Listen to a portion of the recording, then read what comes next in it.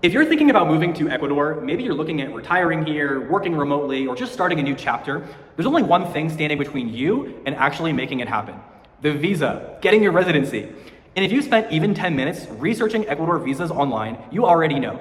The information is scattered, contradictory, and mostly in Spanish. Government websites give you one answer, forums give you another, and that one blog post from 2019 says something completely different. Here's the reality: the Ecuador visa process is doable and possible, but it is not fast and it is not simple. And one wrong document, one misstep, and one mistranslation or uncertified translation can cost you months of waiting and even overstay fines. I know because I've been through it myself, and I want to show you a better way. Let me paint a quick picture of what the DIY visa process actually looks like here in Ecuador, trying to get a visa yourself like I did. You start by trying to figure out which visa you even qualify for. Ecuador has over a dozen visa categories: professional, retirement, investor, rentista, digital nomad, student, dependent, marriage, work, volunteer. Each one has different income thresholds, different documents, and different requirements. So you pick one. You think you've got the right documents, you get everything apostilled back in the States. Maybe you fly down to Ecuador and you show up at the immigration office, and they tell you something's wrong. Well, first of all, Ecuador recently made all visa applications go online, so you can no longer go in person and try to submit your application in person and ask questions about your application.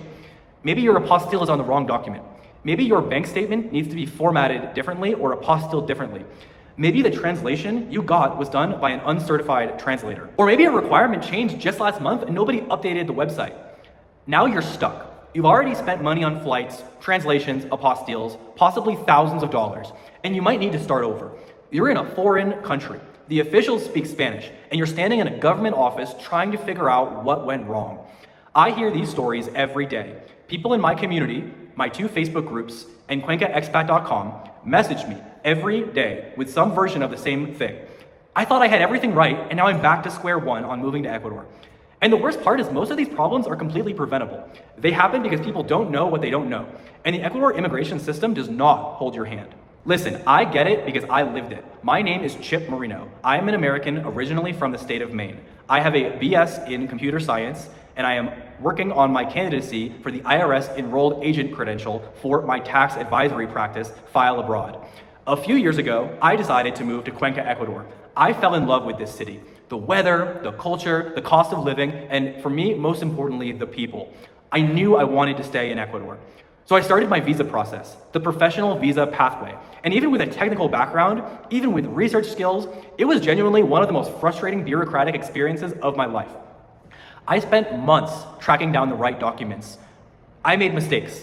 I had to redo things. I dealt with conflicting information from different offices. And the whole time, I kept thinking there has to be a better way to do this.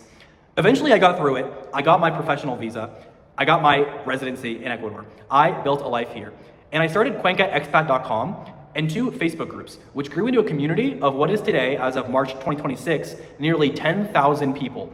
Expats, retirees, digital nomads, all navigating life here in beautiful Ecuador. And the number one question I got over and over was about visas. How do I do this? Who can I trust? Can you help me? So I built EquiPass to be the service I wished I had when I was going through it myself. Here's how EquiPass works. It's a 5-step process, and it's designed to take all the confusion and risk off your plate. The first step is a free consultation. We hop on a call, WhatsApp, email, US phone line, I have Google Voice, a Zoom call, whatever works for you. And we talk through your situation, your background, your goals, your timeline.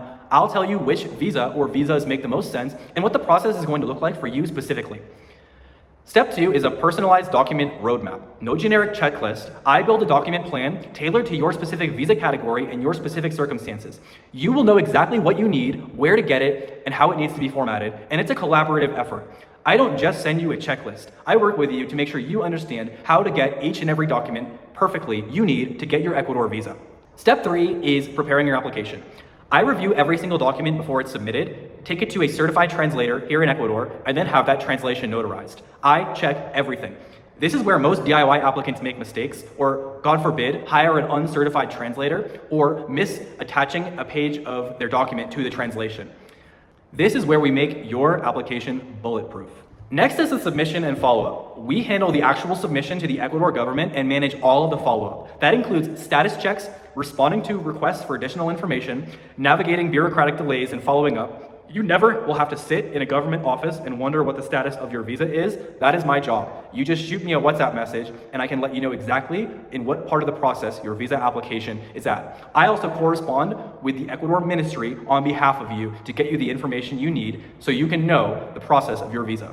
Last but not least is the visa approval and cedula. Once your Ecuador visa is approved, I support you through getting your cedula, your national Ecuador ID card. That's the finish line. That's when you're officially a legal resident of Ecuador and no longer a tourist. The whole process typically takes 4 to 6 months, but can take as long as 9 months for visas like the professional visa. And I'm here with you every single day of it. I have the support for you via WhatsApp. You message me directly, I get back to you.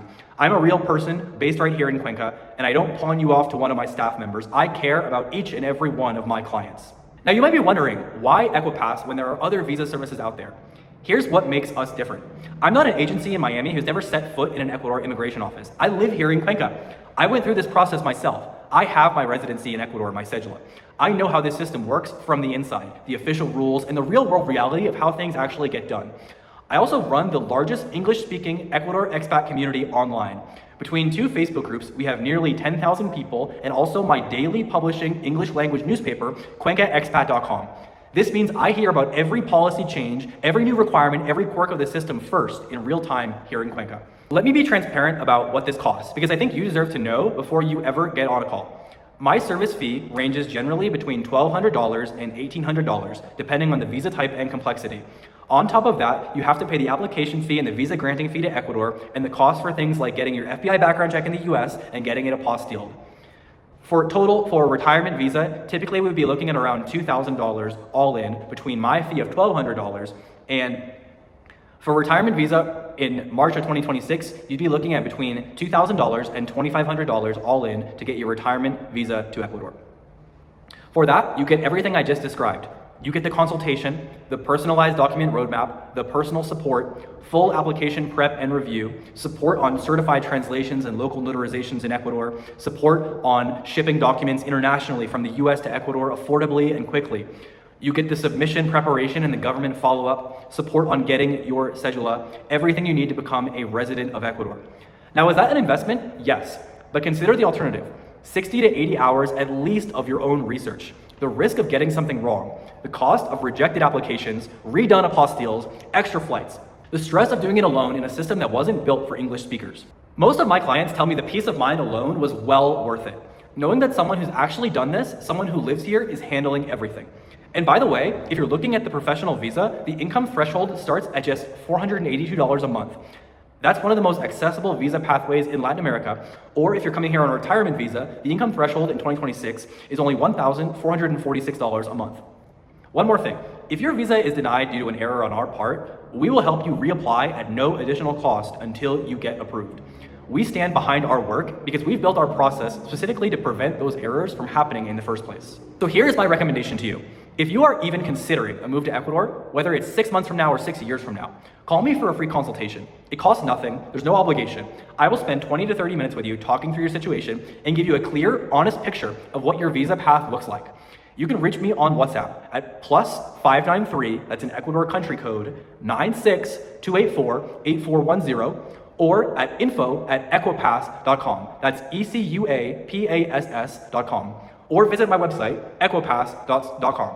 One thing I will say is don't wait too long. Ecuador's visa rules have changed before and they might change again.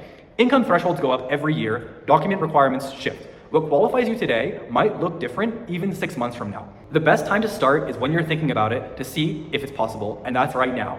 I'm Chip Marino, I live here in Cuenca, Ecuador. I've been through this process and I'm excited to help you get your Ecuador residency. I'm looking forward to meeting you and talking to you soon. Thank you for watching.